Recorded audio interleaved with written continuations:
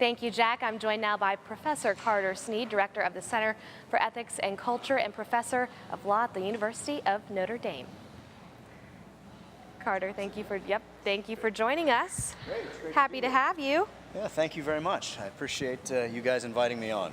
Yeah, we're excited to have you. I'm excited to be here, my first Notre Dame day. Yeah. First, can you tell us about the mission for the Center for Ethics and Culture? Sure. The Center for Ethics and Culture, should I talk to you or should I? Just talk to me. I'm happy to talk. It's even better. I was glad to talk to you. So, the Center for Ethics and Culture, its mission is to share the richness of the intellectual and moral tradition of the Catholic Church through cutting-edge programming, research, dialogue, debate, and discussion on campus, where we serve students and faculty and staff and the leadership of the university, but also off campus, where we seek to amplify Notre Dame's voice in the public square in those discussions and conversations where we have special expertise to bring Notre Dame's special moral capital and intellectual capital to in the service of the common good and authentic human dignity.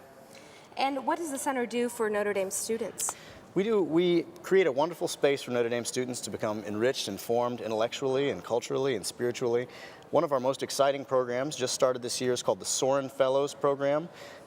We have 30 students with us, and we give them special mentoring. We give them advice on courses, course selection. We give them advice about their careers, about their vocations. We provide them with special opportunities to interact with our faculty, with our special guests. Cardinal Mueller, the prefect for the Congregation for the Doctrine of the Faith, came this past year to speak at the center, and the students got a special afternoon with him, which was wonderful for both of them, for all of them, I think. And we also design summer internship programs for these students to work during the summertime to, again, become more well-rounded students and to have an opportunity to, as Father Soren said, harness the power of Notre Dame to be a force for good in the world. So we have students this summer who, for example, who will be working in an orphanage in China. We have a student who's going to be working for a newly elected senator on Capitol Hill. We have a student who's going to be working for a Hollywood producer who works on films that seek to transform the culture for the good. And so we're very excited. These young people, these amazing Notre Dame students, are out there, they're learning, and they're going to exert a really positive impact. And that's something that we regard as essential to our mission at the Center for Ethics and Culture. And what does the center do for faculty at Notre Dame, and how are faculty involved? Yeah, so we have a faculty advisory committee made up of 14 of our most prominent and eminent faculty who are passionate about Notre Dame's distinctive identity as the most preeminent Catholic research university in the world. We provide support for them. We provide fellowships for them. We also, in a more concrete way, have just begun the process of providing funding for their graduate students. So to help recruit the very best graduate students to campus who are passionate about the university's Catholic identity. And also, longer term, we're going to work with the College of Arts and Letters and the Provost and others to actually pay for faculty themselves, to recruit and to retain faculty who are on the cutting edge of their fields, who bring Notre Dame's distinctive voice into elite academia.